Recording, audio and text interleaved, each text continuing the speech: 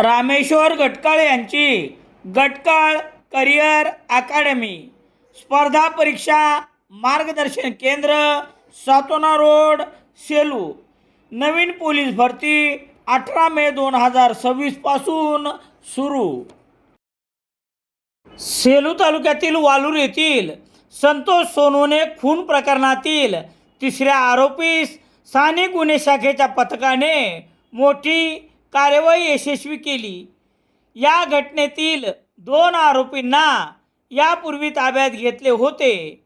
Police अधीक्षक Pankaj Kumawat, police निरीक्षक योगानंद पाटील यांच्या मार्गदर्शनाखाली ही कार्यवाही यशस्वी करण्यात आली आहे.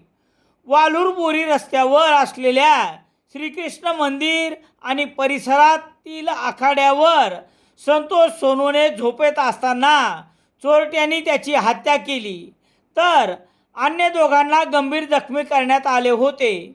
या प्रकरणी अज्ञात 3 आरोपींवर सेलू पोलीस ठाण्यात गुन्हा रजिस्टर नंबर 526/2025 कलम 103/1, 311, 399/7, 3/5 अन्वये गुन्हा दाखल करण्यात आला होता.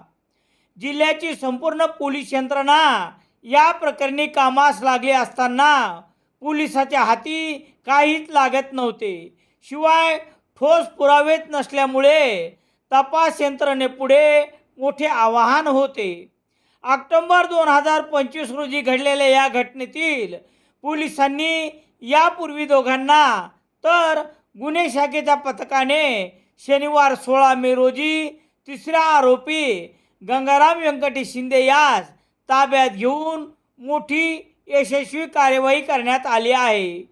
पकडण्यात आलेल्या गंगाराम व्यंकटेश शिंदे यास सेलू पोलिसाच्या स्वाधीन करण्यात आले आहे, अशी माहिती प्रभारी पोलीस निरीक्षक कृष्णा गायवट यांनी दिली आहे.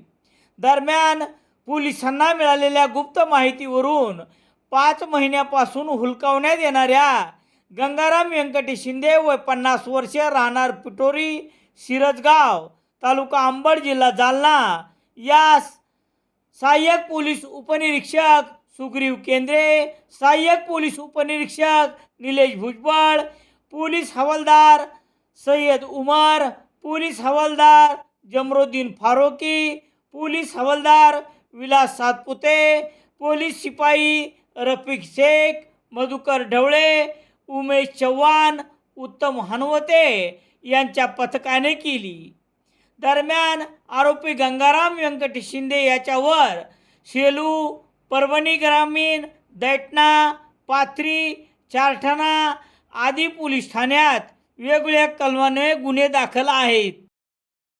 सेलू शहरात सर्व प्रकारचे दैनिके घरपोच मिळण्यासाठी संपर्क Balaji news paper agency, bus stand, Selu.